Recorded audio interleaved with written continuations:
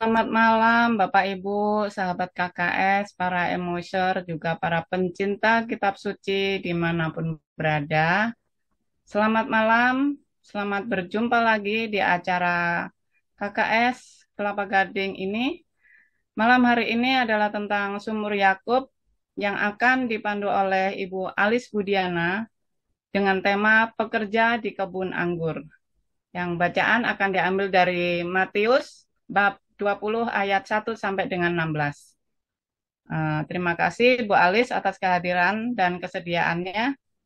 Terima kasih juga Bapak Ibu yang sudah setia hadir untuk mengikuti acara rutin KKS tiap hari Rabu ini. Sebelumnya saya akan sampaikan atau perkenalkan biodata Ibu Alis. Walaupun sebagian besar sudah mengenal Ibu Alis, mungkin ada yang belum. Akan maka saya akan bacakan. Beliau adalah pengurus si KKS. Beliau juga seorang katekis, juga menjadi prodiakon. Dan yang saya ketahui, Ibu Alis, mohon kelengkapannya jika masih ada yang kurang, mohon maaf. Sebelum acara dimulai, maka mari kita awali dengan doa pembukaan. Mari kita bersatu dalam doa. Dalam nama Bapa dan Putra dan Roh Kudus. Amin.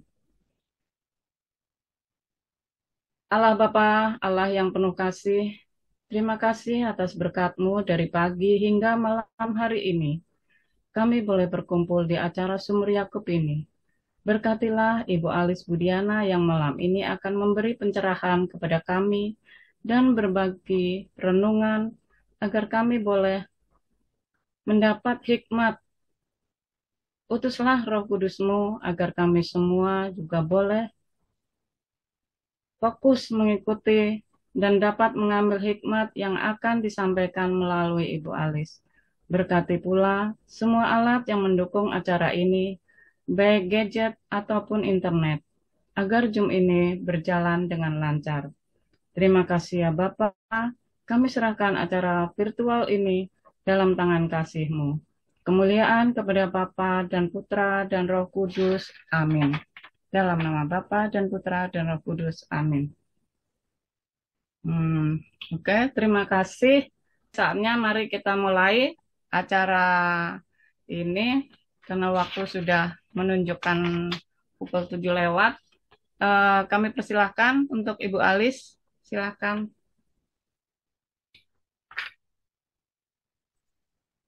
Baik, terima kasih Bu Vero kenalannya. Terima kasih buat sahabat-sahabat KKS semua yang sudah bergabung di dalam Zoom ini. Selamat datang juga ya buat yang baru pertama kali hadir. Terima kasih untuk kehadirannya. Semoga bisa terus berlanjut untuk mengikuti kegiatan Zoom KKS Paroki Kelapa Gading. Baik. Malam ini saya akan menyampaikan dari Injil Matius bab 20 ayat 1 sampai 16. Karena ini ada sumur Yakub, jadi materinya itu diambil dari bacaan misa pada hari Minggu yang akan datang, ya, Minggu tanggal 20, tanggal di Minggu tanggal 17 ini. Oke. Saya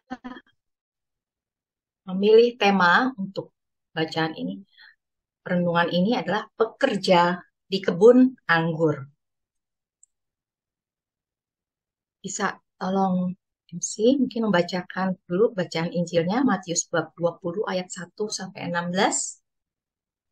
Matius 20 ayat 1, perumpamaan tentang orang-orang upahan di kebun anggur.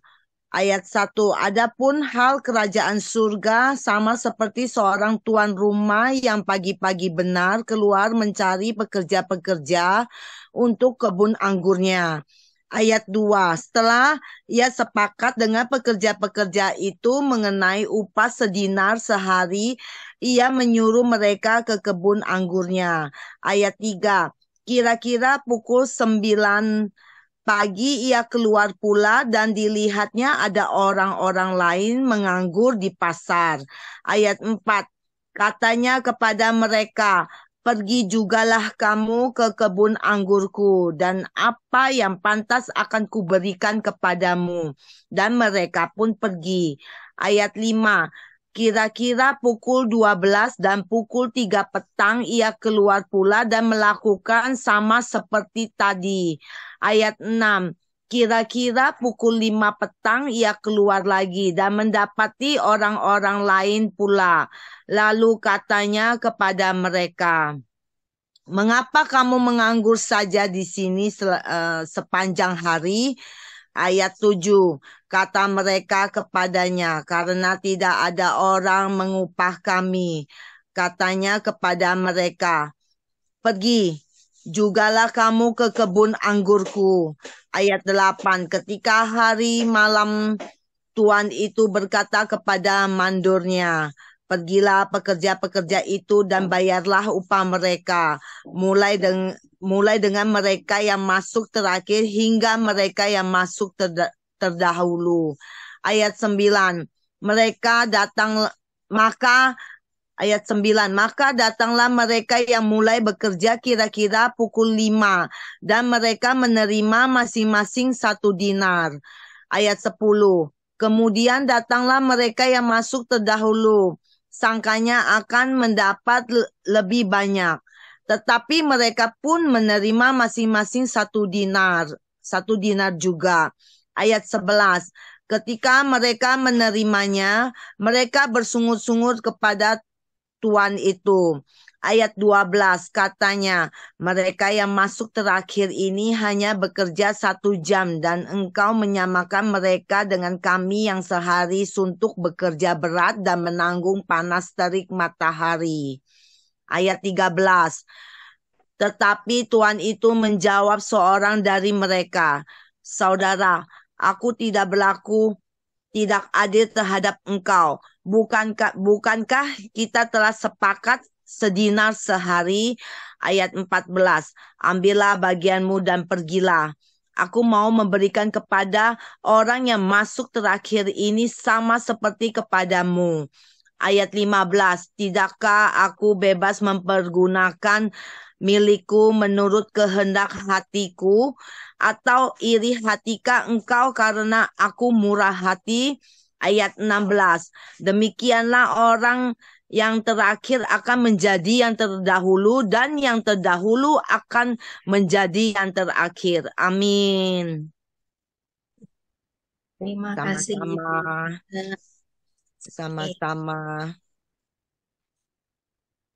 Tadi saya memberi tema pekerja di kebun anggur ya untuk renungan malam ini.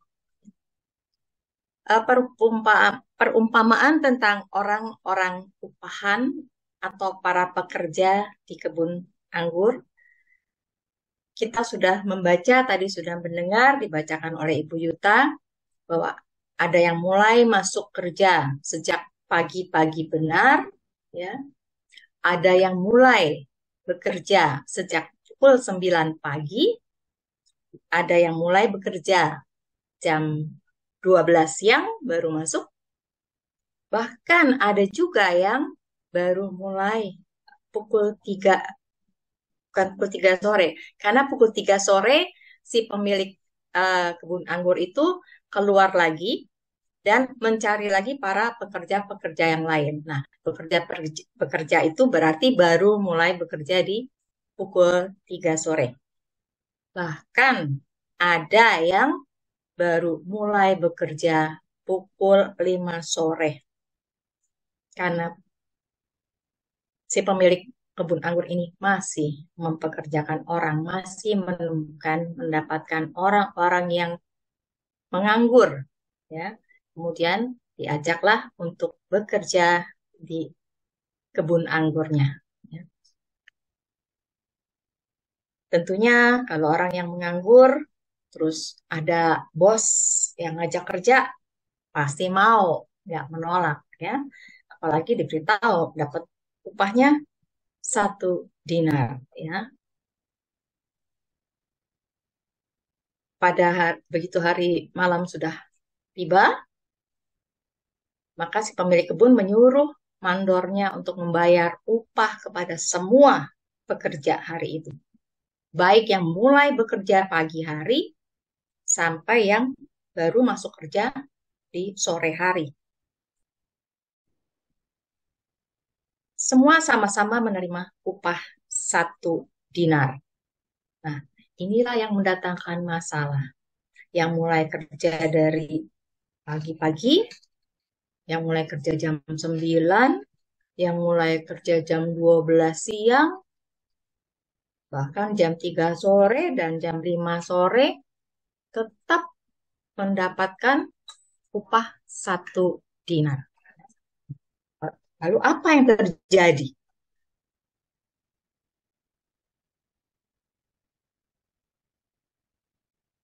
Karena semua dapat 1 dinar, padahal ada yang kerja 1 jam, ada yang kerja sampai malam dari pagi. Tentunya ada kekecewaan, ya, ada eh, saku suka istilahnya ya, ada sedikit-sedikit pergesekan karena ada yang tidak puas dengan hal itu. Nah, perumpamaan ini sebetulnya menceritakan tentang kerajaan surga, keadilan dan iri hati yang juga bisa terjadi jika Allah yang Maha Rahim memberikan kepada orang-orang, kepada umatnya, upah yang sama. Padahal mereka berbeda waktu untuk uh, melayani Tuhan, mungkin berbeda waktu mereka mengenal Tuhan, ya. Tapi belas kasih dan kerahiman Tuhan kepada manusia memberikan sama, ya. Dengan perumpamaan tadi, akhirnya banyak orang yang kecewa dengan si pemilik kebun anggur. Nah, bisa terjadi yang sama juga jika Allah menghadapi manusia yang berbeda-beda. Ya. Lalu Tuhan mengatakan, iri hatikah engkau karena aku murah hati? Karena Tuhan kita mengenal siapa Tuhan kita. Dia adalah Allah yang Maha Rahim, Allah yang murah hati. Digambarkan seperti si pemilik kebun anggur tadi. Allah mengatakan, iri hatikah engkau karena aku murah hati. Karena Allah memberikan hadiah atau uh, upah yang sama, ya, baik mereka yang menjadi yang masuk yang pertama maupun mereka yang masuk yang terakhir. Nah, bagaimana dengan kita? Kalau kita juga mulai membanding-bandingkan anugerah, rezeki, atau pemberian Tuhan tidak sebanyak yang kita peroleh dibandingkan teman-teman atau kerabat di sekitar kita. Bisa jadi juga akan timbul rasa iri hati. Ya. Kita lupa, padahal Tuhan punya hak dan kebebasan memberi kepada siapapun. Meski hal ini kita pahami, tapi rupanya masih juga ada orang-orang yang iri hati, membanding-bandingkan rezeki atau pendapatannya dengan orang lain. Masih ada saja orang yang merasa kurang atau bahkan tidak pernah puas dengan segala miliknya yang sudah diberikan dari Tuhan, termasuk talenta yang Tuhan berikan kepada setiap orang. Tentu berbeda-beda. Misalnya talenta yang diberikan pada saya, kepada Bu Rosita, pada Bu Vero, pada Pak Paulus, itu berbeda-beda. Ya. Ada hal yang, wah Bu Rosita hebat loh, pinter ngomong loh, wah luar biasa pokoknya. Saya nggak bisa gitu loh seperti Bu Rosita gitu kan. Bu Rosita tuh apa ya, super lah ya kalau buat saya melihat Bu Rosita. Banyak di sini yang pinter-pinter ngomong. Ada Paulus. Kalau saya tipikalnya mungkin ya mirip-mirip Martinus dah. Kita agak pendiam ya, Tin. Jadi setiap orang tuh memang berbeda gitu ya. Tuhan memberikan pada setiap orang. Kalau iri hati terselubung ini mungkin sering kali juga kita temui kalau orang eh, melihat bahwa ah orang lain ini lebih hebat, lebih kaya, lebih cantik, lebih pintar ya. Terus juga membanding-bandingkan talenta lagi. Padahal talenta itu kan diberikan kepada setiap orang berbeda ya. Kemampuan yang orang lain miliki melebihi kemampuanku, terus merasa iri, merasa minder.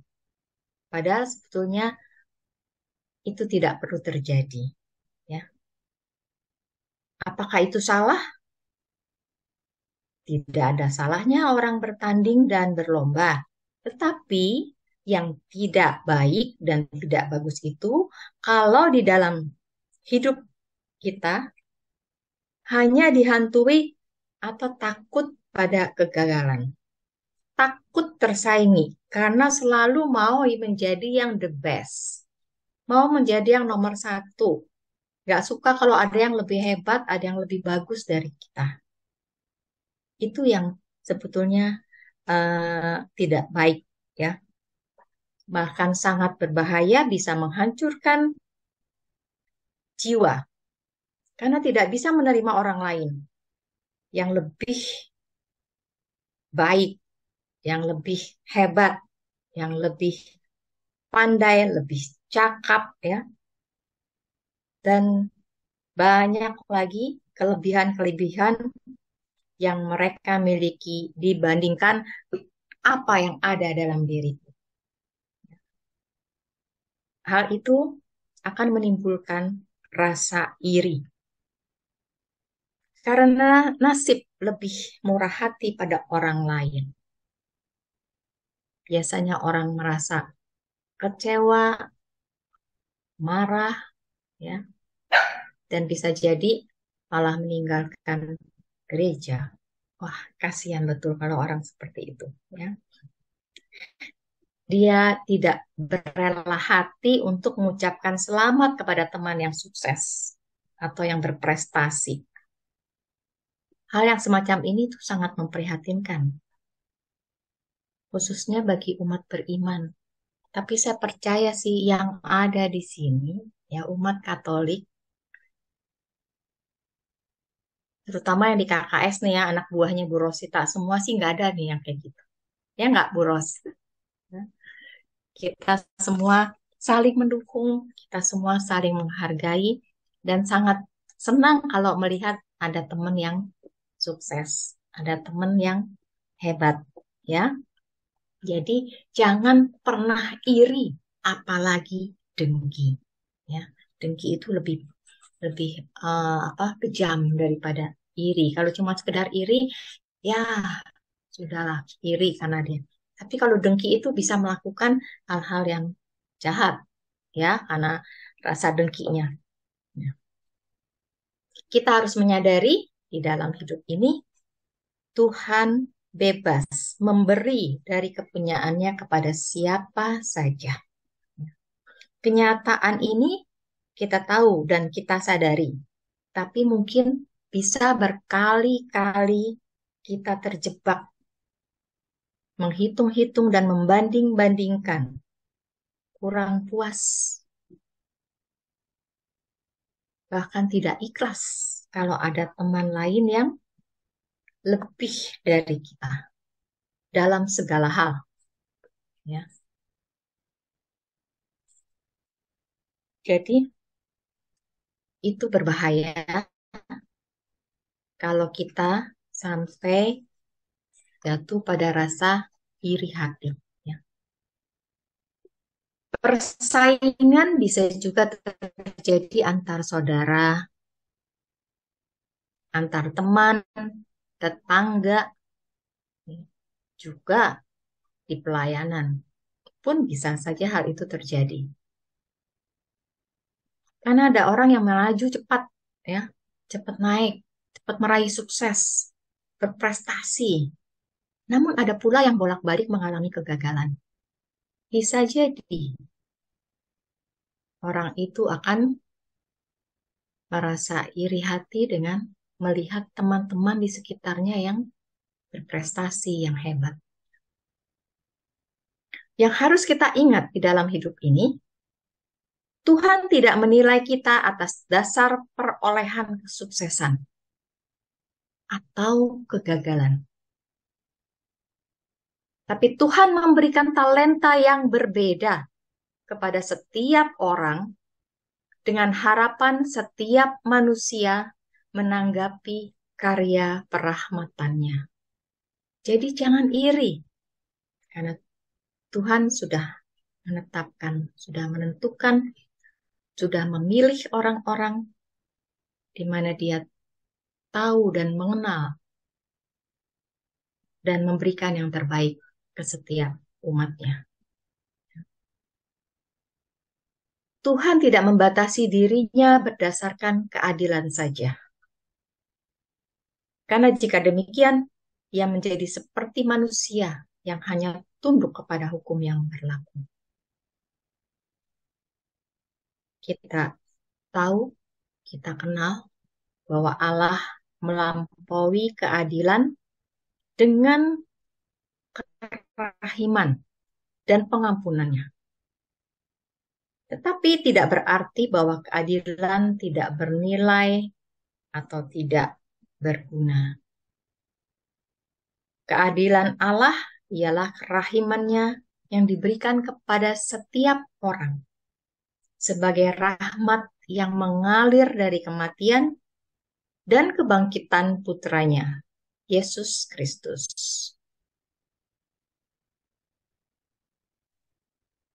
Santo Agustinus pernah menulis, lebih mudah bagi Allah menarik kembali kemarahannya daripada kerahimannya. Kemarahan Allah berlangsung sesaat saja, tetapi kerahiman Allah berlangsung selamanya. Melalui salib Kristus itulah penghakiman Allah bagi kita semua di seluruh dunia. Karena melalui salib itulah Ia memberikan kepada kita kepastian kasih dan kehidupan baru. Melalui kematian Yesus, kita semua ditebus menjadi manusia-manusia baru, memiliki kehidupan baru, mendapatkan kepastian bahwa Allah mengasihi kita semua, Anda dan saya. Kita percaya bahwa kita yang sudah dibaptis adalah anak-anak Allah yang dikasihi.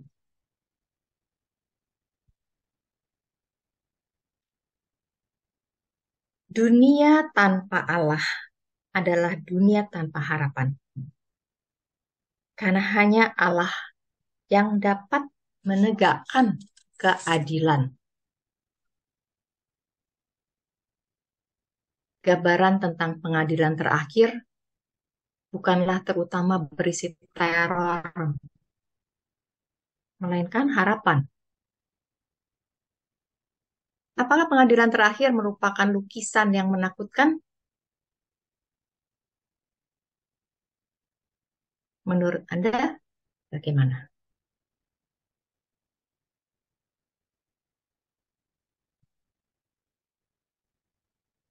Menurut saya bukan. Tapi pengadilan terakhir itu bagaikan lukisan yang membangkitkan tanggung jawab. Jika kita mengenal dan mengetahui tentang pengadilan terakhir, maka kita akan memiliki tanggung jawab, lebih mau mengenal Tuhan lebih dekat, mengasihi Tuhan, takut akan Tuhan, dan pastinya menjadi umat yang setia, jadi anak-anak Tuhan. Pernyataan diri Allah kepada manusia tentang apa yang harus kita ketahui tentang Dia dan kehendaknya, dan bagaimana kita harus menyembahnya, menjadi sebuah harapan bagi manusia. Jadi kita wajib istilahnya ya untuk mau mengenal Allah sepenuhnya. Allah sudah mewahyukan dan memberikan dirinya kepada manusia karena apa? Karena cintanya kepada manusia. Ia telah memberi jawaban yang definitif tentang arti dan tujuan hidup manusia. Agar manusia dapat mengenal dan mengasihinya. Kalimat ini saya temukan di dalam Katekismus Gereja Katolik nomor 68. Jadi bukan karangan saya, gitu ya. Tapi memang hal ini tertulis di dalam Katekismus Gereja Katolik. Lalu apakah pengadilan terakhir merupakan gambaran yang menakutkan? Tidak. Tetapi menjadi gambaran yang mengingatkan dan membangun tanggung jawab kita selama masih di dunia. Supaya kita sadar tidak terus bergantung dalam dosa, tetapi mau menarik diri dan mau kembali kepada Allah. Dalam keadilannya juga kita tahu bermuatan rahmat, ya. Terdapat rahmat yang dapat kita peroleh dengan memandang Kristus yang tersalib dan bangkit. Kalau kita di gereja, saya setiap kali misa, saya senang melihat kesalib Yesus. Ya, saya menyampaikan ungkapan-ungkapan doa saya karena saya percaya Yesus hadir. Keadilan dan rahmat harus dilihat dalam relasinya yang tepat. Rahmat tidak membatalkan keadilan. Rahmat tidak mengatakan yang salah sebagai yang benar. Rahmat Allah yang kita peroleh sungguh membahagiakan. Meskipun kita orang berdosa, tetapi Allah tidak hentinya mau memberikan kita rahmat kepadanya. Walaupun dalam situasi berdosa, kemudian kita minta ampun, jatuh lagi, minta ampun lagi, Tuhan tak ada henti-hentinya akan memberikan rahmat-Nya kepada kita. Rahmat tidak mengatakan siapa yang salah dan siapa yang benar, ya. Tapi rahmat Allah sebagai ungkapan kasih-Nya kepada manusia.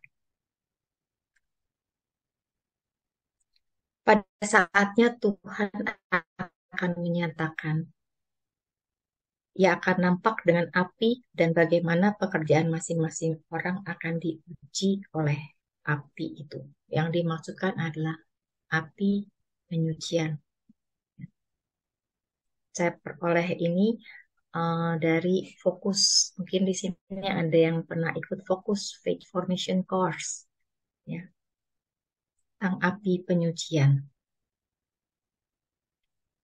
Relasi antara keadilan dan rahmat menjadi jelas. Cara hidup kita memiliki akibat yang harus ditanggung. Tapi kesalahan yang kita lakukan bukan satu-satunya faktor yang menentukan. Asal kita memiliki kerinduan akan kasih, kerinduan akan kebenaran, dan kerinduan akan Kristus itu tetap ada di dalam diri kita.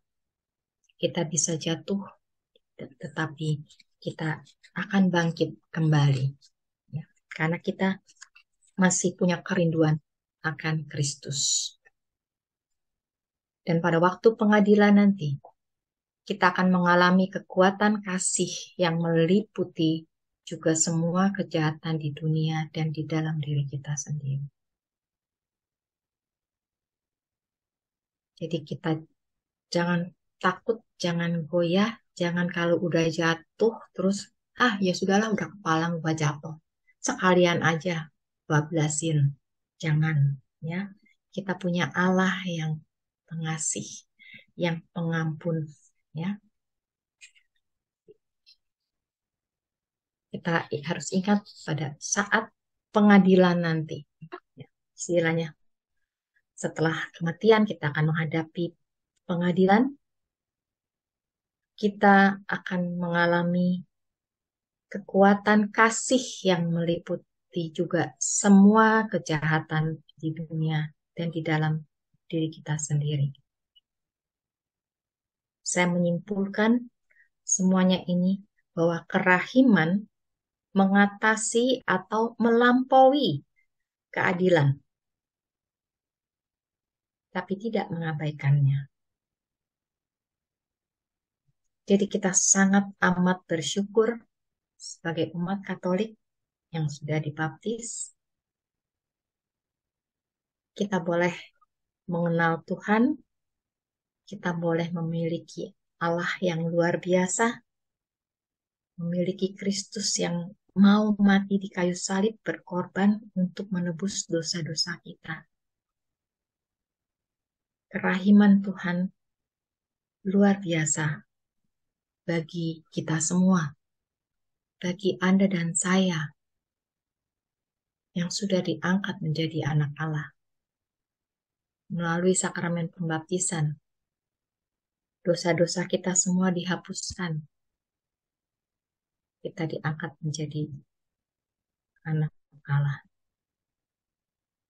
Dan kita boleh memperoleh kehidupan kekal di surga kelak setelah kematian. Luar biasa. Kalau saya mengingat-ingat hal itu, janji saya pada Tuhan, sampai mati saya tidak akan mau meninggalkan gereja Katolik. Karena di dalam gereja ini, melalui gereja Katolik, di mana saya dibaptis, saya mengenal dan saya percaya bahwa saya telah memiliki jaminan kehidupan kekal di surga bersama Yesus, bersama Bapa. Luar biasa kerahiman Tuhan bagi kita semua, ya. Sekarang kita refleks kembali ke gambaran kebun anggur tadi, ya. Kebun anggur, perumpamaan kebun anggur yang tadi udah dibacakan juga oleh Vero itu, ya, dari kitab. Ada juga gambaran kebun anggur sebetulnya dalam kitab Yesaya bab 5 ayat sampai 7 ya. Yesaya bab 5, 1 sampai 7 itu gambaran kebun anggur yang digunakan sebagai kiasan untuk Israel, yaitu kebun anggur Tuhan semesta alam, yang menjadi perjanjian Allah dengan umat Israel. Bahkan mungkin juga dengan seluruh dunia, termasuk kita, Anda yang hidup pada saat ini.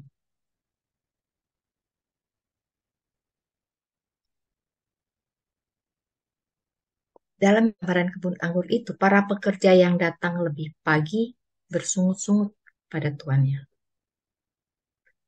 Karena mereka mengira akan mendapat lebih banyak uang. Cenglinya kayak gitu kan ya. Yang masuk kerja dari pagi, pulang sore, dapat gajinya pasti lebih besar daripada yang masuk kerja cuma 1 jam.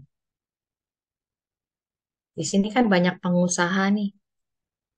Nah, Bu Rosita aja tuh yang punya restoran, coba. Karyawannya kalau yang masuk 1 jam sama yang masuk dari pagi sampai sore, kalau dikasih sama gajinya mau nggak, Bu? Terus saya jadi karyawannya Bu Rosita nggak mau ya. Lah, tapi dalam gambaran kebun anggur ini luar biasa ya. Makanya nggak heran kalau para pekerja yang datang lebih pagi itu bersungut-sungut pada tuannya. Kalau saya jadi karyawan Ibu Rosi tadi, melakukan demikian juga saya bersungut-sungut. Ya. Datang dari pagi kerja, ya nggak Bu Vero? Masa digajinya sama yang cuma kerja 1 jam? Ya. Tapi apa sih jawab si pemilik kebun anggur itu kepada karyawan yang kecewa ini ya? Dia menjawab bahwa ia bebas mempergunakan miliknya, termasuk menunjukkan kemurahan hatinya untuk orang yang masuk terakhir, dan ia mengingatkan mereka untuk tidak iri hati. Nah, demikian juga Allah. Kita mengenal siapa Allah kita. Allah kita kan Allah yang Maha Rahim, Allah yang murah hati. Jadi kita juga nggak boleh marah kalau Tuhan memberikan kita yang sudah dibaptis dari bayi, misalnya owa-owa udah baptis, ya sama orang tua dia baptis. Terus dengan orang yang dibaptis, kayak saya di usia 9 tahun dibaptis. Ada yang mungkin usia 17 tahun dibaptis. Bahkan ada orang yang menjelang ajalnya, dia sakit parah, kemudian keluarganya mengundang pastor untuk membaptis. Nah, semuanya sama nggak? Kalau memang hidupnya baik, masuk surga nggak? Masuk surga pasti. Jadi baik yang dibaptis dari bayi, masih owak-owak, maupun yang dibaptis sudah menjelang di hari tuanya, menjelang ajal, atau saat mengalami sakit parah, terus dia dibaptis ya, tapi masih sadar tentunya ya, ya tetap mereka juga akan memperoleh keselamatan dari Tuhan. Ya. Jadi kita nggak boleh iri hati. Kita harus menyadari, harus legowo. Istilahnya ya, harus legowo saat kita eh, menghadapi peristiwa seperti itu. Ya. Nah, apa sih makna kisah kebun anggur ini bagi kita? Betulnya apa maknanya? Mungkin saya eh, sedikit mengulang ya. Siapa Tuhan di dalam cerita tersebut? Semua pasti udah menebak-nebak. Tuhan yang menjadi Tuhan pemilik kebun anggur itu pasti adalah Allah kita. Allah yang Maha Rahim, Allah yang senantiasa mengasihi kita di saat kita menjadi anaknya yang baik, di saat kita juga lagi uh, dalam keadaan tidak baik, jatuh dalam dosa, tapi kita tetap diterima kembali oleh Allah kita yang Maha Rahim. Bersyukur dalam gereja Katolik kita punya sakramen tobat, sakramen pengampunan dosa, di mana saat kita jatuh, kita bisa kembali menjadi anak Allah. Jadi Tuhan dalam cerita tersebut melambangkan Allah. Dan hamba-hambanya adalah saya dan Anda semua. Kita semua. Manusia yang berdosa. Kalau dalam kisah tadi, para penganggur yang ditemukan oleh si pemilik kebun itu. Ya. Allah memanggil dan menyelamatkan manusia dari dosa atas inisiatif Allah sendiri.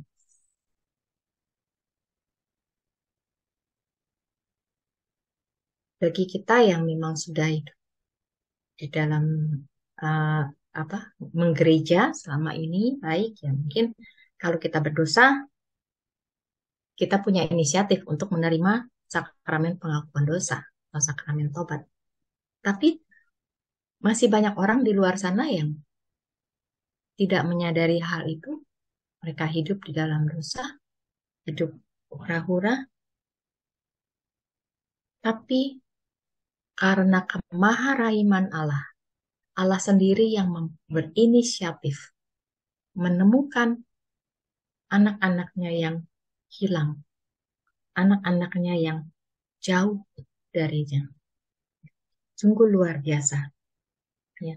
Yang memberikan manusia pekerjaan di dunia, di kebun anggurnya, untuk memelihara dan membangun dunia ini. Pekerja yang dipanggil pagi hari melambangkan orang yang percaya sejak masih muda.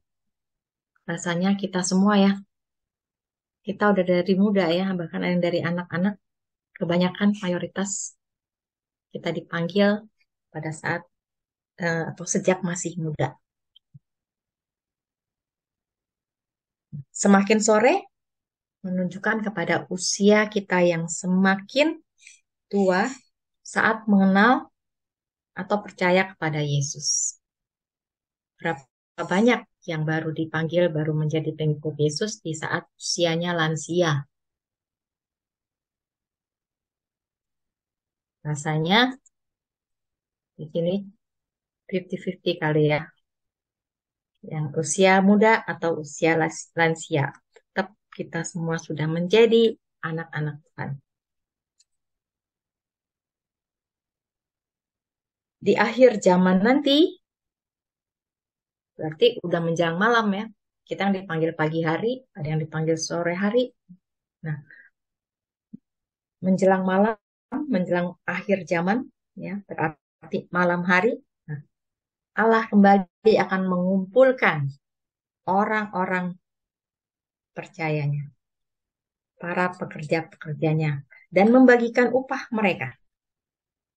Apa upahnya?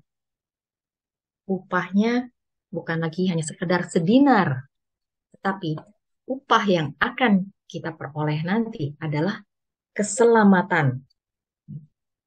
Keselamatan hidup kekal bersamanya di surga. Nah, upah tersebut tidak lagi dibedakan dalam arti mereka yang percaya sejak lahir, tidak mendapat upah sedinar, tapi yang lebih besar dari mereka yang percaya menjelang ajal. Tidak lagi seperti itu. Nanti pada hari penghakiman. Ya. Lagi-lagi nih kayak Bu Rosita dan teman-teman itu fokus pasti udah tahu deh, udah hafal nih ceritanya ya. Bahwa bagi kita orang percaya pada saat kematian kita sudah memperoleh upah dari Tuhan untuk boleh masuk di dalam surga bersama-sama Tuhan, tinggal bersama Dia. Maka kita diharapkan dari sekarang, dari sejak muda, untuk hidup di dalam kekudusan. Yesus memperingati murid-muridnya supaya tidak iri hati karena pengampunan dan keselamatan adalah karunia yang diberikan Allah kepada semua manusia. Dengan kata lain, itu merupakan hak prerogatif Allah. Kita jangan komplain, ya, jangan bilang, wah, itu waktu ketemu nih ceritanya di surga nih, apa di api penyucian, dia tuh lagi di dunia, saya tahu dia begini begitu, ya, kok sama-sama sih sama saya gitu kan, ya, penyucian misalnya, ya, gak usah hitungan seperti itu karena ini adalah hak prerogatif Allah, ya. Manusia jangan mengharapkan lebih daripada apa yang Allah berikan kepada manusia, ya. Perumpamaan ini tidak berarti bahwa menjadi orang percaya sejak muda adalah sebuah kerugian, ya, karena dapatnya 1 dinar, masuk pagi juga, masuk sore juga, ya, seperti pekerja yang tidak tahu kapan ia akan dipanggil. Manusia juga tidak tahu kapan ia akan mati dan menghadapi penghakiman. Panggilan pada usia muda maupun pada usia lanjut, semua adalah hasil karya Allah yang sama sekali tidak terkait dengan usaha manusia. Di akhir perikop itu tertulis, demikianlah mereka yang terakhir akan menjadi yang pertama, dan yang pertama akan menjadi yang terakhir. Di Injil Matius bab 20 ayat 16. Nah, kalimat ini menjadi peringatan buat saya dan Anda, buat kita semua. Karena itu, berjaga-jagalah, sebab kamu tidak tahu pada hari mana Tuhanmu datang. Ya. Saya kutip dari Injil Matius bab 24 ayat 42. Ya. Nah, semoga renungan saya ini bisa meneguhkan agar iman kita semua, iman Anda dan saya, bisa semakin disempurnakan.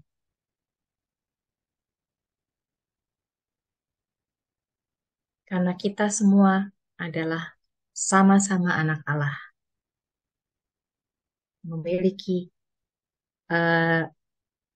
mempunyai harapan untuk kelak setelah kematian kita bisa masuk surga bersama-sama dengan Allah.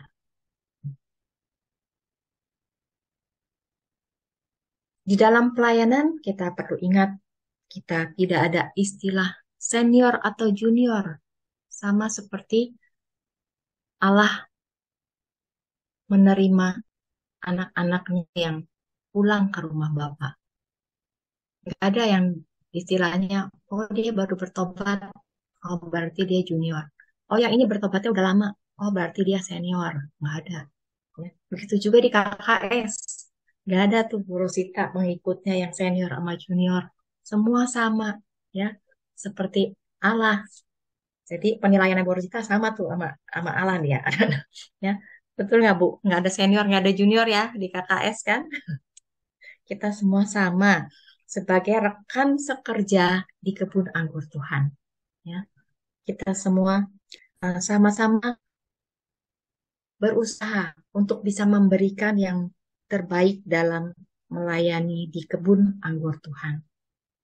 Dimanapun kita diterjunkan oleh Tuhan, kondisi KKS, di lingkungan, ya, berbagai komunitas lainnya.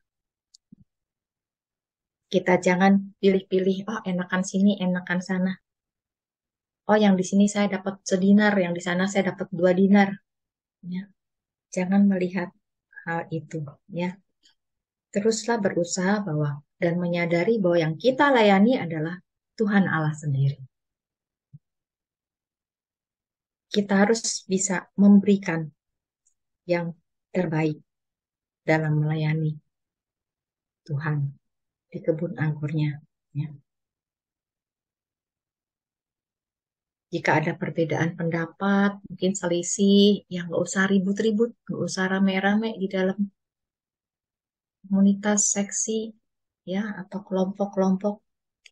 Bicarakan saja secara baik-baik, karena moto kita yang utama adalah melayani untuk kemuliaan Tuhan, bukan melayani untuk mencari kepuasan diri, ya. Mencari kehebatan, ya. Jadi kita mau melayani sungguh-sungguh untuk kemuliaan Tuhan, bukan untuk menonjolkan diri atau merasa paling benar sendiri. Maka semuanya akan damai sentosa. Ya, seperti di KKS kita aman-aman selalu, happy-happy, ketawa-ketawa Ibu Rosita ya. Oke. Ya, sampai di sini renungan saya mungkin tentang perumpamaan uh, menjadi orang-orang upahan di kebun anggur Tuhan. Ya. Kita juga saat ini di dunia ini juga menjadi orang-orang upahan Tuhan yang bekerja di ladangnya. Ya. Saat ini saya bekerja juga di ladang KKS, yang bosnya ini Ibu Rosita Juwana. Untung bos saya murah hati dan baik hati ya Kak Polus. Ini banyak anak buahnya di sini. Oke, terima kasih Bu Vero. Sudah saya kembalikan kepada Bu Vero. Baik, terima kasih Bu Alis, pemaparannya yang sangat luar biasa. Eh, bagi Bapak Ibu, jika ada yang mau bertanya, oh iya, Bu, ini ada di kolom chat, ada pertanyaan. Boleh dijawab dulu. Pertanyaannya, maksudnya kemurkaan Allah hanya sebentar. Aku mengerti, tapi kerahiman Allah berlangsung selamanya. Maksudnya gimana tuh? Kurang jelas katanya gitu. Dari Terima Bu kasih. sama-sama. Ya, Bu Yuta, kerahiman Allah, kita kan semuanya memang mengenal ya bahwa Allah kita adalah Allah yang Maha Rahim. Sebagai eh, Allah yang Maha Rahim, mungkin bisa kita umpamakan aja kalau kehidupan di dunia ini ya, yang punya rahim itu ayah atau ibu? Ibu. Nah, tentunya ibu kan. Ya. Nah, seorang ibu biasanya karena dia mengandung anaknya, anak kandungnya itu kan harus dibawa dalam rahimnya minimal 7 bulan sampai 9 bulan. Pasti dia kan punya apa ya, ikatan batin relasi yang sangat dekat ya dengan sang anak. Umumnya ini ya, kita bicara umumnya ya. Dibandingkan mungkin cuma sebagai ayah. Kalau ayah kan dia nggak hamil gitu ya, nggak mengandung. Si ibu yang kita bicara nih si ibu, karena dia yang mengandung anaknya itu tuh di dalam rahimnya selama 9 bulan, yang dalam situasi normal. Biasanya seorang ibu itu pada umumnya lebih mudah mengampuni, lebih mudah menerima kalau anaknya itu bandel, anaknya itu membelot, ya, atau kurang ajar. Kalaupun dia marah untuk kebaikan anaknya. Jadi istilahnya karena eh, seperti Allah Bapa, ya, dikatakan Allah yang marah, Maha Rahim. Dia Allah tuh juga sangat amat mengasihi anak-anaknya, bahkan saking mengasihinya, dia Allah itu nggak nggak ada seperti manusia ya. Misalnya kalau sampai anaknya menyakiti dia gitu kan, mengecewakan, langsung putus hubungan sama orang tua dan anak. Ya kan seperti di dunia kan ada juga yang begitu kan orang tua yang sampai bikin pernyataan surat putus hubungan dengan anak. Bagi kita Allah itu tidak akan sekejam seperti itu. Karena apa? Karena kerahimannya itu yang melampaui eh, batas seorang Allah ya. Kerahiman Allah itu berlangsung tentang untuk selamanya. Oh iya iya, udah Setiap mengerti. kali kita jatuh dalam dosa, apakah pernah Allah tidak mau mengampuni? Kita bisa merasakan sendiri ya, walaupun tidak secara langsung kita berdialog dengan Allah. Tapi kalau kita jatuh dalam dosa, kita berdoa, kita mohon ampun, mungkin kita nangis, meraung-raung, menyesali ini. Ada perasaan sendiri di dalam hati kita bahwa Allah sudah mengampuni.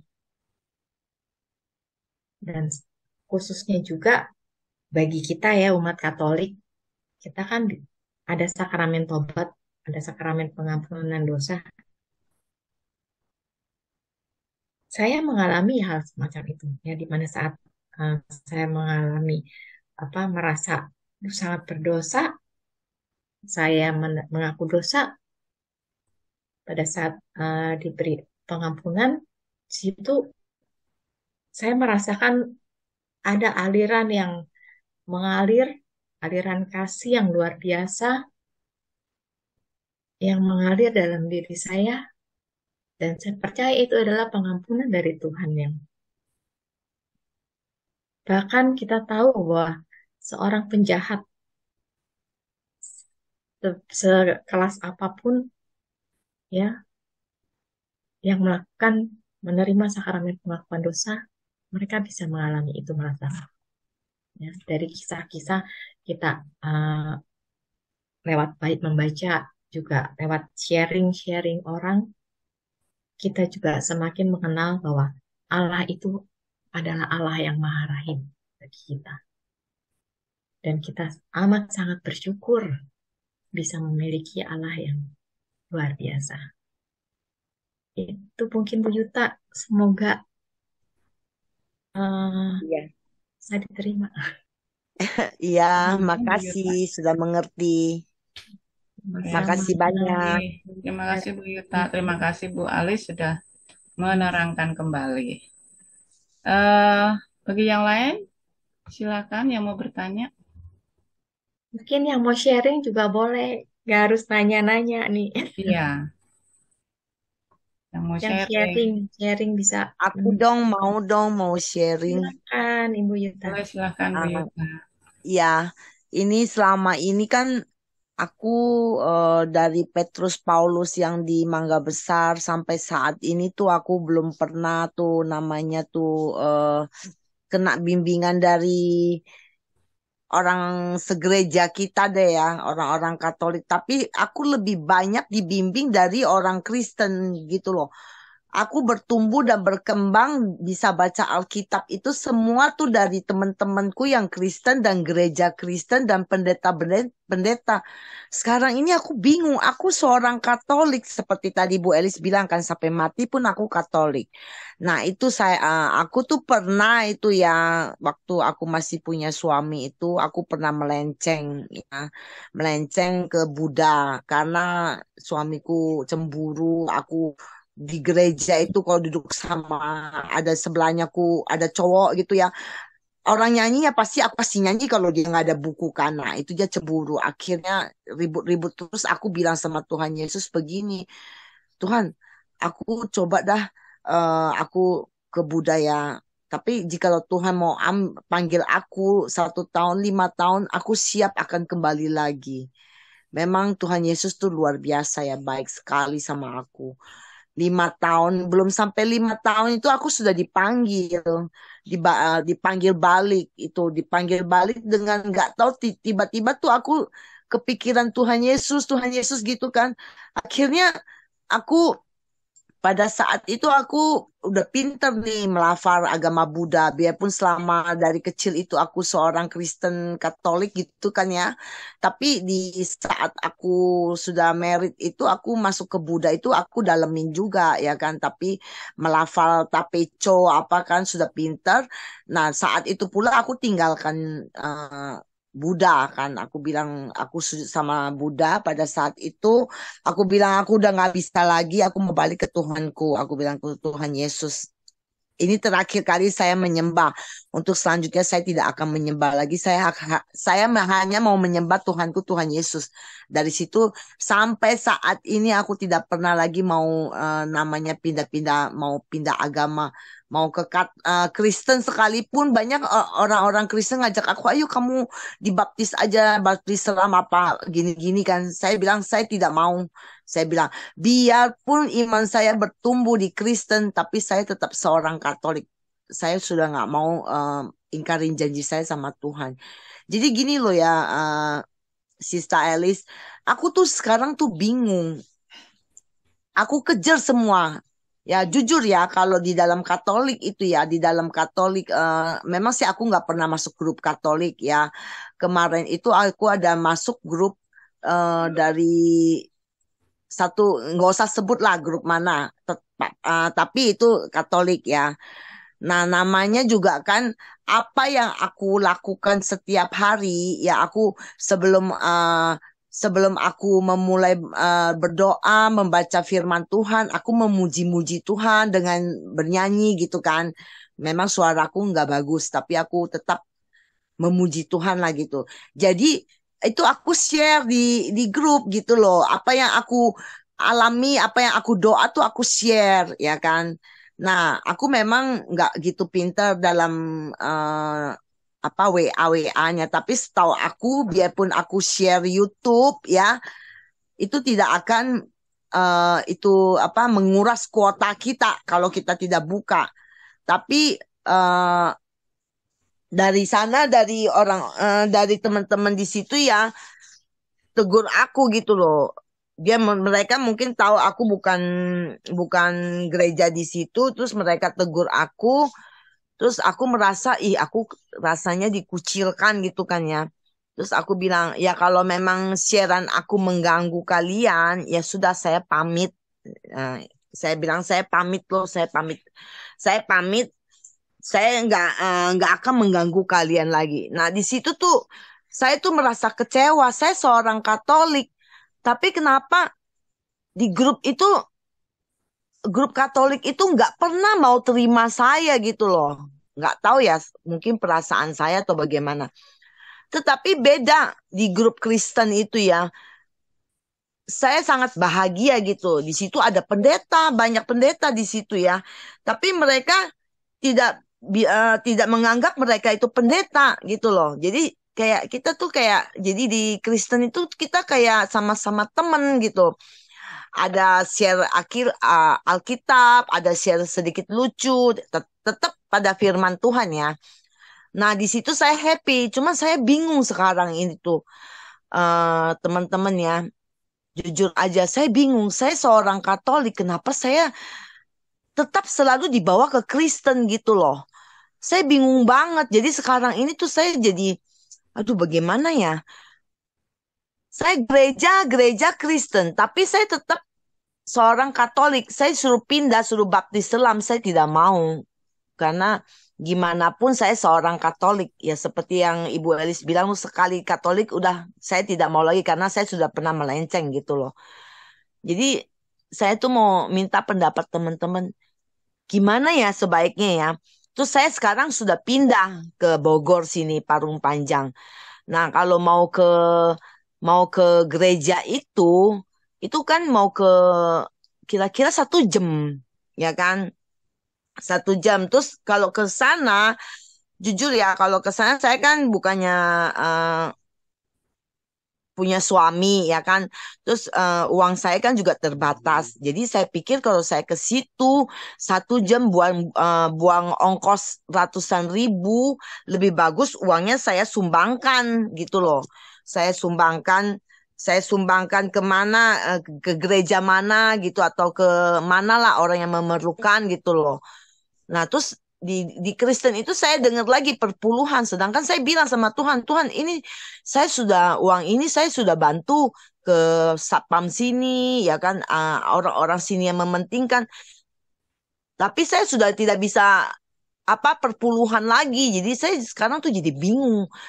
Sebenarnya kalau mau perpuluhan saya bisa. Cuman hati saya tuh lihat mereka tuh ya yang kayak sapam kekurangan ya gitu ya. Saya tuh nggak bisa, hati saya tuh kalau lihat orang tuh susah, biarpun tuh saya tuh ya kekurangan sekalipun ya, tapi saya lihat orang kekurangan saya sedih gitu loh.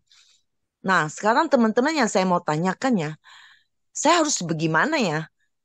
Bingung jadinya tuh gitu loh. Eh, Orang-orang dari Katolik itu tidak ada sama sama sekali mendukung aku ya. Cuman ya kebetulan ini eh, Yunita ini tuh dia invite aku ya, itu nggak boleh ngobrol-ngobrol punya. Nah itu dari situ saya kejar lagi. Setiap kali ada Zoom meeting saya ikut. Saya nggak pernah mau miss loh, kalau Zoom meeting apa saya mau ikut, pokoknya yang Katolik gitu ya. Nah di situ saya kalau di Katolik itu saya merasa kok kayak begini ya, nggak merasa itu loh, maksudnya eh, bertumbuh loh iman saya, tapi saya tetap berusaha untuk menjadi menjadi apa teman-teman yang Katolik itu, saya tetap berusaha untuk mendekatkan diri gitu loh.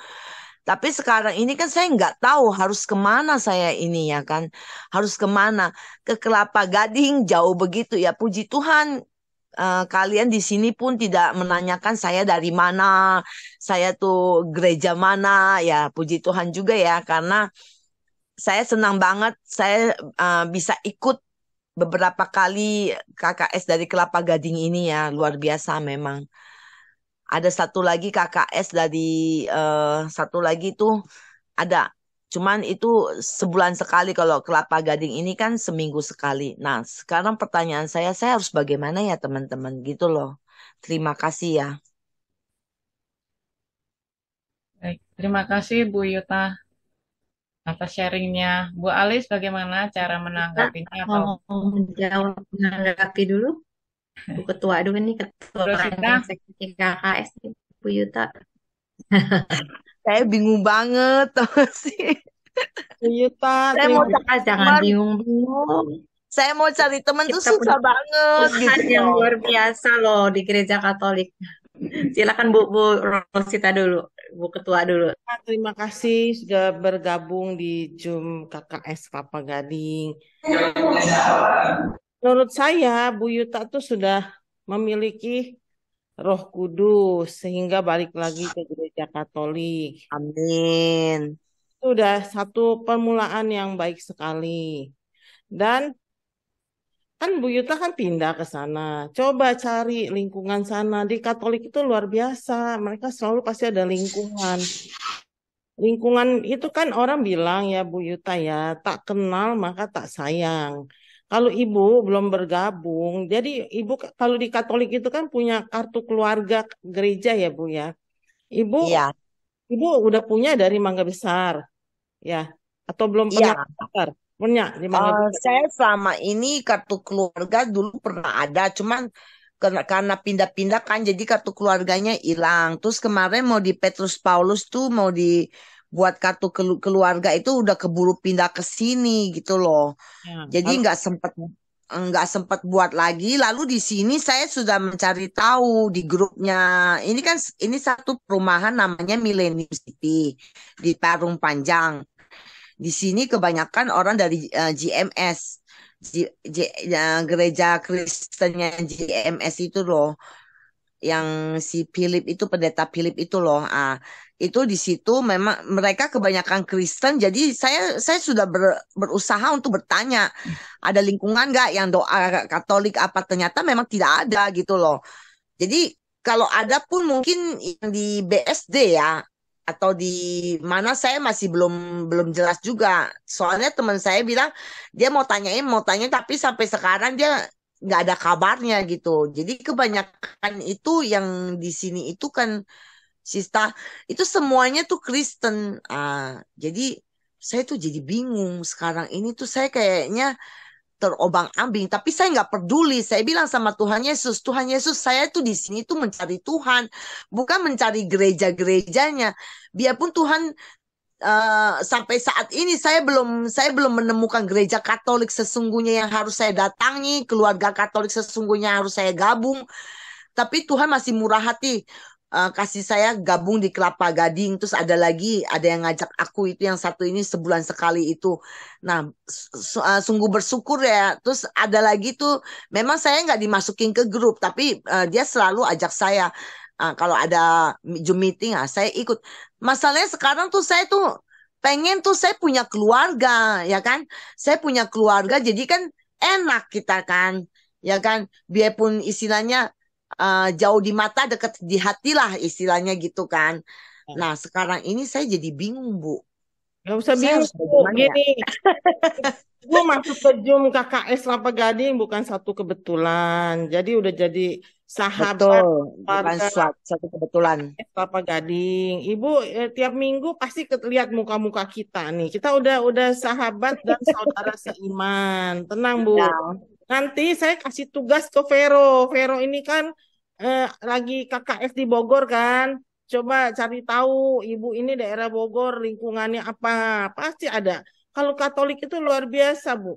Nah, ini ada yang mengatakan nih dari Pak oh Bambang. iya, ini ada Gereja Katolik Santo Yohanes Baptista tuh di Parung. Ada oh nomor iya iya. teleponnya tuh. Nanti Kalau ibu gitu ibu ibu catat, Bu. Coba ibu telepon. ya Nanti aku kalau copy memangnya text dulu. bukan bukannya ibu punya lingkungan, dia pasti ada datanya, dia akan infokan ke ibu, ibu sebenarnya di mana lingkungannya. Kalau Katolik, Bu, itu Ya, pasti, pasti jangkauannya misalnya satu gereja kayak ya Kelapa Gading ini, dia menjangkau tuh banyak sekali sampai kemana-mana gitu. Pasti kita ada masuk, kalau nggak ke sini ya gereja tetangga gitu. Tenang, Bu. Tenang, Bu. ya, Ibu ya, sudah telepon dari sini, dari Pak Bambang. Terima kasih ya Pak Bambang ya. ya. Makasih ya Pak Bambang. Saya sudah copy kok. Saya Ya sudah udah simpan. kopi. Besok saya tanya. Nah, Ibu Saya tanya telepon sendiri. ya. Kalau memangnya nanti infonya gimana minggu depan masuk lagi info lagi ke kita. Pokoknya Ibu sudah Oke. diterima jadi sahabat KKS Kelapa Gading. Tenang Bu. Makasih Kita banyak. ya ini ya. Makasih banyak. Nah, jadi Ibu jangan merasa sendiri gitu ya. Coba Ibu telepon dulu. Ibu perlu Oke. bantuan, nanti kita akan cari tahu sampai Ibu ketemu gitu. Ibu telepon dulu ke Makasih itu, banyak. ke adminnya ini ya Oke. Ibu ya. Kalau Iya, Katolik itu besok. luar biasa Bu, aktivitasnya banyak. Tapi memang kita ini kenapa ada lingkungan, ada wilayah, karena umatnya terlalu banyak. Kalau gereja sebelah itu kan ya satu jemaat di gereja situ sudah cukup segitu kan. Kalau kita kan banyak sekali, jadi makanya dibagi seperti lingkungan wilayah. Tapi kita satu, Bu. Satu tuh tangannya banyak, kepalanya satu gitu. Kepalanya sama Iya. Yesus Kristus. Kita ini tangan-tangan semua. Pokoknya percayalah Bu, Ibu punya iman, ada kerinduan. Tuhan itu menangkap ibu, makanya dicemplungin dulu ke Iya. KKS Kelapa Gading gitu ya Bu ya. Iya. Amin, amin. Terima kasih ya Bu ya. Kan Ya, sudah makasih dibaptis ya, di Bu. gereja Katolik. Jadi ya jangan sampai keluar dari gereja Katolik. Nah itu tadi Bu Rosita udah Enggak kasih. akan lagi. Sudah cukup kasih. satu kali. Saya Ya, mau tanya kalau nih, ada sesuatu jangan ya, ragu untuk tanya pada Bu, kita. Ya, Ya, Ibu kan iya. sudah Makasih. mencoba ke Buddha, terus gaulnya ke Kristen. Kalau nanti Ibu ketemuin dulu dah lingkungannya, nanti baru kita memberikan masukan ke Ibu mesti gimana gitu sama pastor paroki di sana ya Bu ya. Ibu cari tahu dulu nih ya, nomor telepon ini nih ya. Saya nih alamat saya Putus-putus Bu Ros. ya, makanya Iya, alamat saya di putus. sini. Jadi Ibu alamatnya itu lingkungannya di mana gitu ya Ibu ya, PR ya Ibu lakukan ya, nanti minggu depan lapor ke kita Iya, Bu. Iya, iya, di iya. Nanti besok aku telepon dulu. Aku ya, cari tahu dulu ya, sampai ketemu. ya. Makasih banyak ya. Ya, Ibu sudah Kabar-kabar. didaftarkan belum di sahabat Apa? S? Coba minta nomor teleponnya coba Sudah Vero. minta nomor telepon Ibu Yuta, Oh Nah, iya, iya. WA-nya. daftarkan tiap minggu kita ada tayang, nanti Ibu jadi dapat linknya gitu ya Bu ya. Iya. eh, Terima kasih Bu. Makasih. Ini Kasih udah Bu ada nih Yuta. 08 96 10 60 19 68. Bentar Bu, berapa Bu? Itu Oh, udah ditulis. Oh, udah ditulis. Ya, nanti iya. tolong dimasukin ya siapa ya Mariana atau Yunita ya. Aku udah ada di grup Unita sih, cuman kan grupnya kan nggak boleh ngomong-ngomong punya. Mm-mm. Hmm. Oh, sahabat, iya iya. Nah, Ibu kalau mau Iya, buat yang diskusi, searah Bu, itu yang ngomongnya satu di arah, sini. Bu. Karena jadi kalau nggak jadi nanti kalau aku rame terus berita-berita pentingnya ya nggak terlewat apa-apa, ya. nggak apa-apa, nggak boleh ngomong juga nggak apa-apa. Yang penting aku dapat link. Ibu hari ini masuk di sini itu udah bukan suatu kebetulan. Ini Bu Elis ini luar biasa Bu. Dia udah ber kemana-mana dari muda udah melayani Tuhan kemana-mana Bu Elis sampai sekarang masih setia. Iya, Apapun bukan jadi, suatu kebetulan betul. apapun yang Semua di sini terjadi luar biasa kok. ya. Jadi kita mesti contoh iman orang-orang yang sudah dari muda sampai sekarang masih tetap setia. Itu loh Bu. Ya, Amin. ya Sekali sama Betul. dipanggil, sekali kita dibaptis di gereja Katolik, kita harus terus, Bu, sampai akhir, Bu. Ya, Karena saya amin. dibaptis usia 9 tahun. Papi saya tuh marah karena waktu itu papi saya Buddha. Kita dari keluarga Buddha yang sangat kental. Cuma kebetulan saya sekolah memang di Santa Ursula. Akhirnya saya tertarik untuk dibaptis. Umur iya 9 tahun saya dibaptis. Kalau Itu aku 17 ngalamin tahun. ngalami pertentangan dari keluarga yang Buddha. Iya, Tapi sama loh. saya kuat. Sampai dimarahin.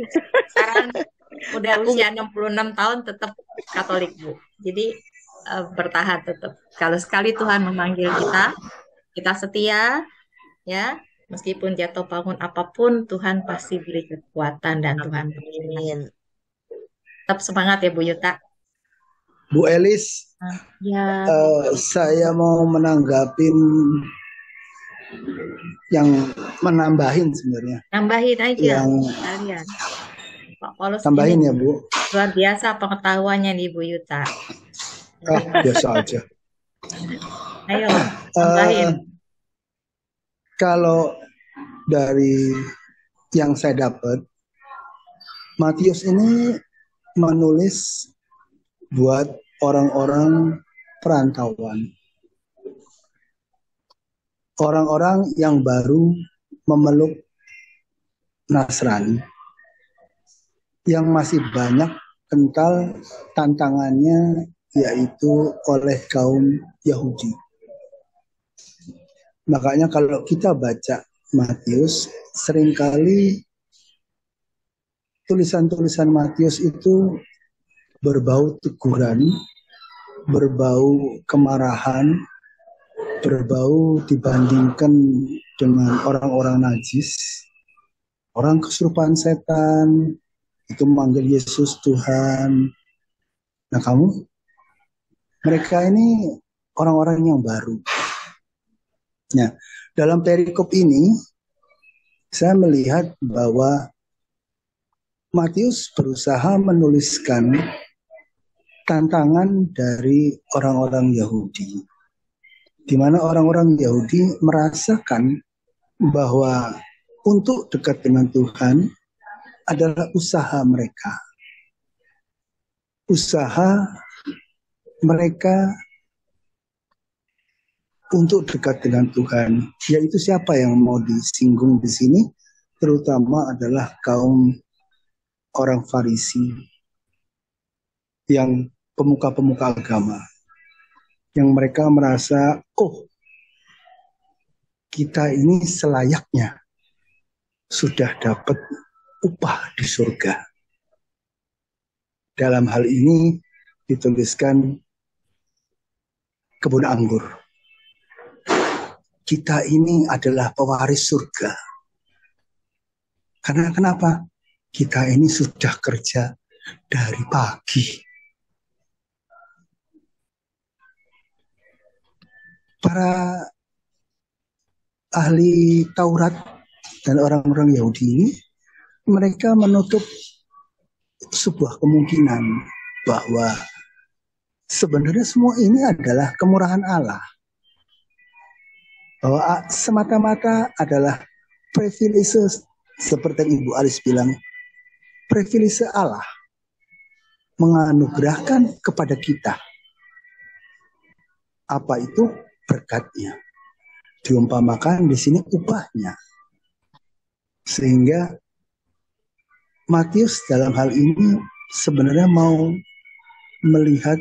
menulis bahwa upahnya itu ya karena kemurahan Allah yang Maha Kuasa. Kamu mau dari dulu, siapa itu? Yaitu orang-orang Yahudi ataupun orang-orang yang baru gabung percaya akan Tuhan Yesus, itu semua karena kemurahan Allah belaka yang dianugerahkan, yang dibayar dalam hal ini oleh Allah karena kemurahannya Dia. Emangnya gue nggak boleh bagi berapa dinar sesuka gua? Tapi orang-orang Yahudi, oh kita ini harusnya dapatnya lebih besar. Kita ini yang harusnya duduknya lebih tinggi, harus duduk di takhta Allah. Enggak. Jadi Matius di sini mau menuliskan bahwa kamu percaya dengan Sang Penebus, Mesias itu Yesus. Itu sama mereka orang Yahudi yang dulu sudah percaya akan Allah. Tapi ini adalah putranya.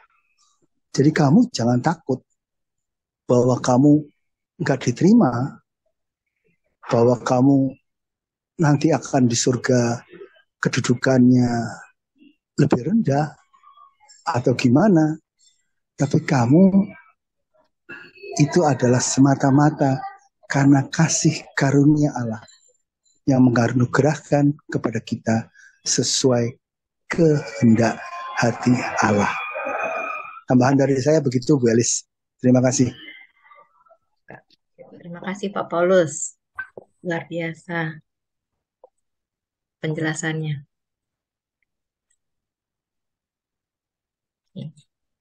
Enggak. Ini Ini ada Bu Diana, ada chat.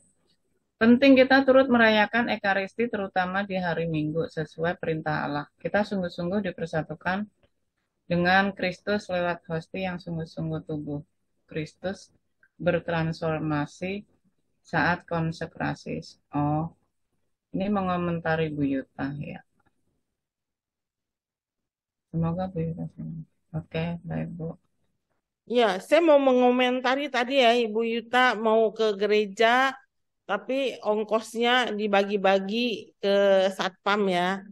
Ibu punya hati mulia, tapi jujur ya Bu, sesuai tadi chat dari Bu Diana ya, bahwa perintah Iya, gereja itu paling tidak seminggu sekali kita harus menerima pasti. itu sangat luar biasa Bu, itu menyembuhkan kita. Yesus sendiri hadir dalam diri kita. Jadi beda, value-nya beda. Ibu punya niat baik, hati mulia, membagi orang, tapi ibu sendiri tidak menerima hosti, value-nya beda Bu. Kan jadi kita mesti gimana ya, punya hikmat kapan kita bertemu dengan Yesus, Yesus masuk ke dalam tubuh kita, kapan kita harus memberi kepada orang gitu loh Bu.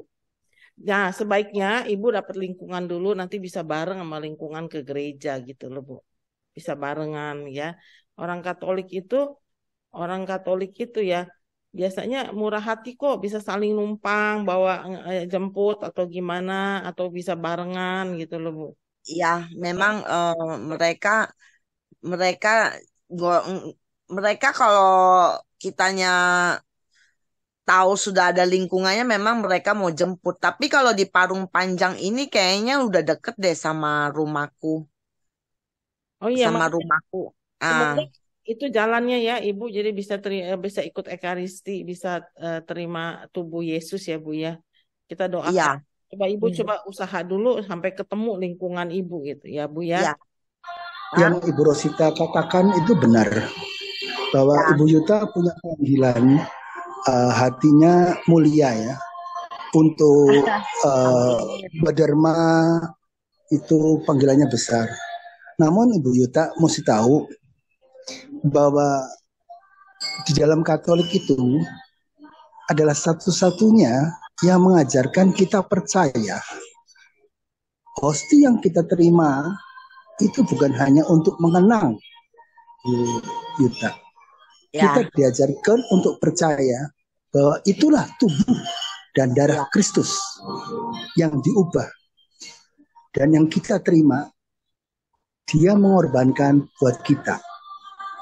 Jadi kalau mohon maaf kalau di dalam mungkin gereja-gereja tetangga kita dipercaya untuk mengenang. Kita di dalam Katolik tidak diajarkan mengenang, tapi kita percaya inilah tubuhku, inilah darahku. Jadi di situ makanya Ibu Rosita tadi menekankan Ibu Yuta mesti ke gereja, cari gerejanya. Selalu ada tantangannya Bu. Kalau untuk menjadi dekat dengan Tuhan pasti ada tantangannya. wih Aduh banyak. Aku jauh, sudah alami. gitu Aku loh. sudah alami. Sekarang Setiap aja dari aku kita, alami kok. ya Tapi setiap dari aku kita orangnya tuh pasti, bandel, pantang mundur. ya Hari Tuhan kalau terus mundur, aku. kalau mundur namanya undur-undur. Yes. Oke, Bu, balik ke MC, balik ke Bu Elis, gimana Bu Elis? Ya, baik. Ya, pesan saya cuma menyampaikan pesan Bu Paulus tadi, Bu Yuta ya, betul-betul Ya, cari gereja Katolik karena dengan menerima hosti kudus itu, hosti dalam gereja Katolik, walaupun bentuknya sama ya, gereja lain juga pakai hosti begitu bentuknya, tapi hosti dalam gereja Katolik itu sungguh adalah tubuh Kristus. Karena apa? Karena sudah dikonsekrasi dan dilakukan oleh seorang imam, ya, imam dalam gereja Katolik itu yang sudah ditahbis dan punya kuasa untuk mengkonsekrasikan anggur menjadi sungguh darah Kristus dan hosti menjadi sungguh tubuh Kristus. Dan itu yang kita terima. Walaupun saat ini di Indonesia kita hanya menerima hosti tubuh Kristus, ya. Karena kalau di luar negeri kan kita bisa terima dua rupa, ya. Di sini memang kita terima satu rupa karena kalau ibu lihat kan di sini sekali misa itu yang hadir bisa 1.000 orang kali ya, ratusan. Hanya dikhawatirkan darah itu tercecer kalau kita harus mencelupnya. Jadi dan kita imani, kita percaya di dalam tubuh mengalir darah. Jadi walaupun kita hanya terima hosti, hanya tubuh Kristus, tapi kita percaya bahwa tubuh Kristus yang kita terima itu juga mengandung darah, mengalir darah Kristus di dalamnya. Jadi jangan ragu-ragu, jangan lagi, kita di gereja sana sama tuh hostinya, sama tipis, sama bulat, sama bentuknya, tapi maknanya berbeda, Bu. Ya, kita doakan supaya Ibu betul-betul segera mendapatkan oke, gereja makasih. Katolik ya.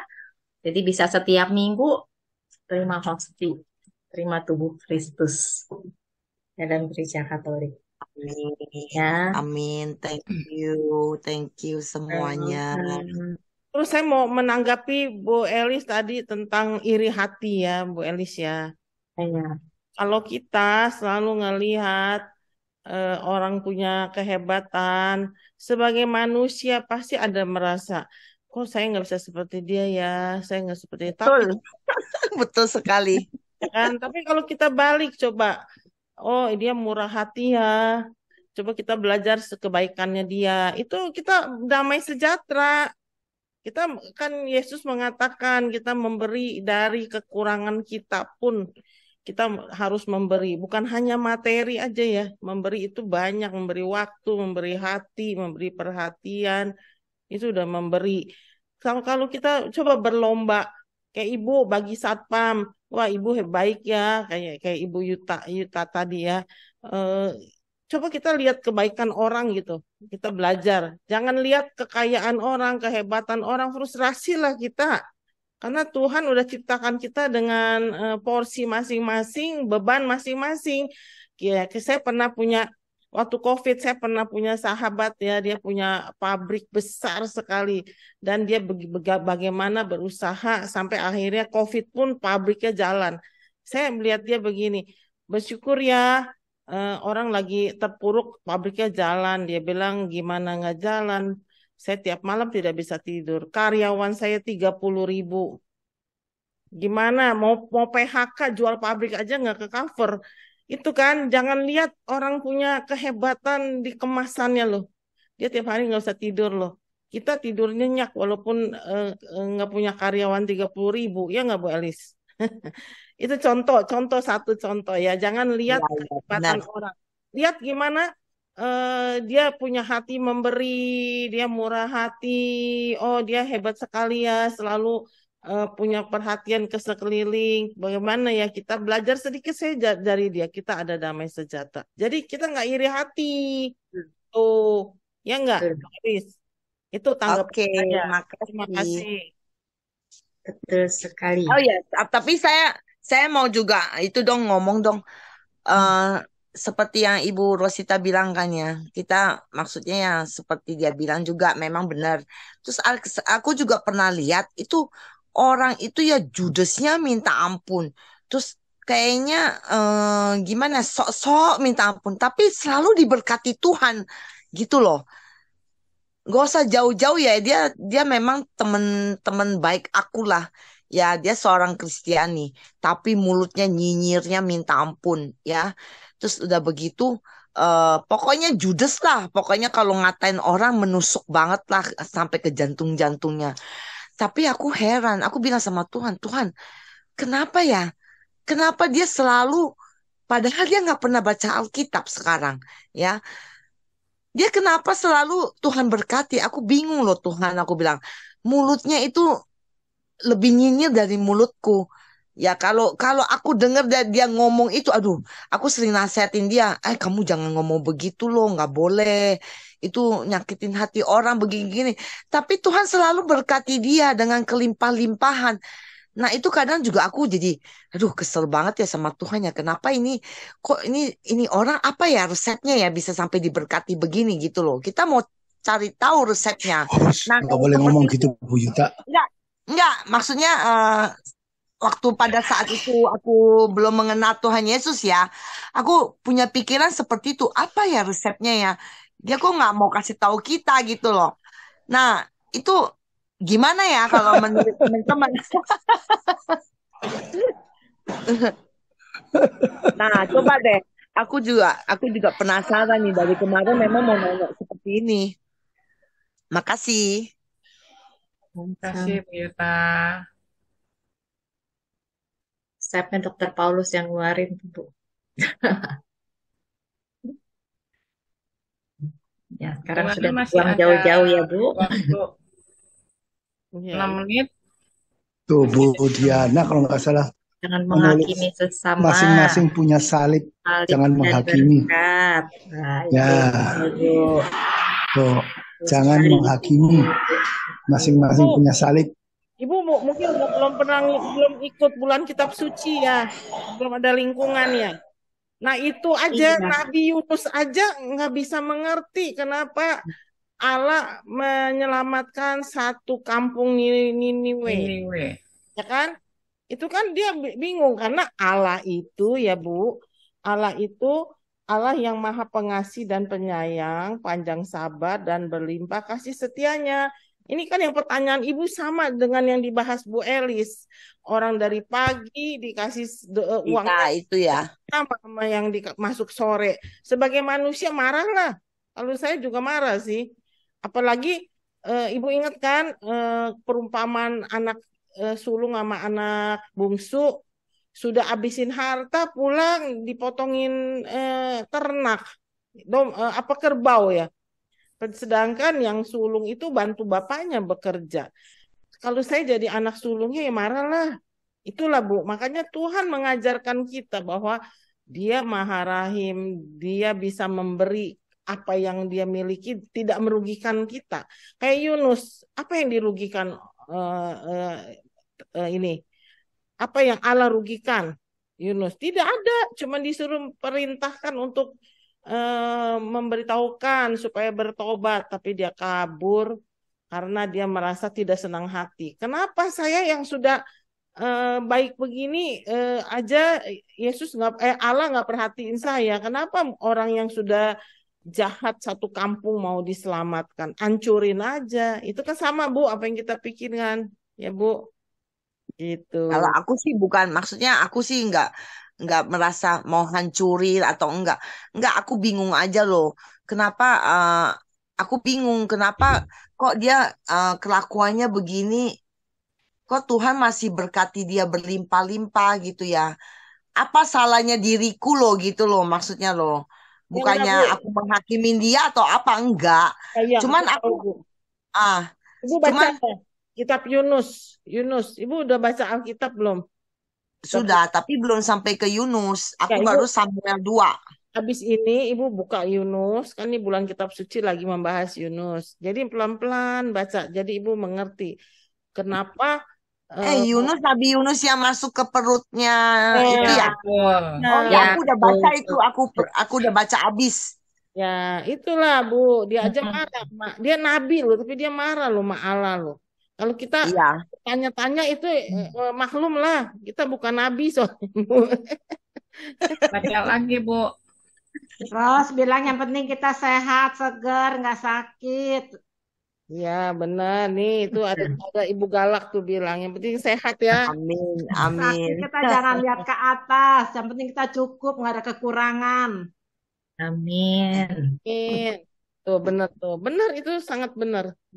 Ya, kita lihat ke atas capek ya, dongak terus ya. Iya capek. Nggak salah kesandung jatuh. Gak ada yang nolongin. Iya, benar-benar. Itu ya, Bu. Makanya Iya, Bu datang terus tiap Rabu ke Rabu sini. ya, Bu. Lama-lama lama-lama kita saling saling diskusi di sini gitu ya, bisa mengerti bahwa Tuhan itu misteri yang kita tidak bisa mengerti 100% apa maunya Tuhan gitu. Iya. Kita cuma bisa berserah, taat, setia tuh kayak Bu Elis tuh setia dari muda tuh. Iya, betul ya. Di sini ada teman curhat, Bu. Bisa cerita-cerita ya. Iya, makanya aku butuh itu. Jadi aku yang nggak mengerti jadi mengerti gitu. Jam 9 lewat ya, kita tutup Iya, dulu ya. iya. Makasih Baik, banyak Bapak ya. Ibu, terima kasih. Waktu sudah menunjukkan kita harus selesai, kita harus beristirahat. Kita doa penutup. Marilah Ibu Bapak kita bersatu dalam hati yang tenang dan sejuk untuk menyampaikan doa malam ini. Dalam nama Bapa dan Putra dan Roh Kudus. Amin. Bapa yang Maha Baik, kami berucap syukur dan terima kasih malam hari ini kami telah berkenan menerima sabdamu melalui Bu Elis tentang pekerja di kebun anggur yang kelihatannya mudah dan simpel, tetapi disampaikan paparannya oleh Ibu Elis dengan baik dan sabar dan lemah lembut. Kiranya sharing teman-teman Ibu Yuta maupun berita chat dari Ibu Diana di Cilegon besarkan hati kami dan menggembirakan hati kami. Apa yang mereka jalankan, tanyakan, semoga mendapat jawaban yang tepat. Terima kasih pula Engkau telah hadir di tengah-tengah kita dan memberkati kita satu persatu sehingga kami dapat memahami makna yang dikehendaki dari bacaan Injil Matius itu. Hari sudah malam, kami juga sudah lelah. Sebentar lagi kami akan undur dari Zoom ini. Semoga kiranya Engkau memberkati kami untuk kembali ke tempat masing-masing dan beristirahat dengan baik agar besok bisa bangun melanjutkan aktivitas yang perlu kita lakukan masing-masing. Tuhan bersama kita sekarang dan selama-lamanya. Semua ini kami sampaikan dalam nama Tuhan Yesus Kristus, junjungan kami dan harapan kami sepanjang masa. Amin. Dalam nama Bapa dan Putra dan Roh Kudus. Amin.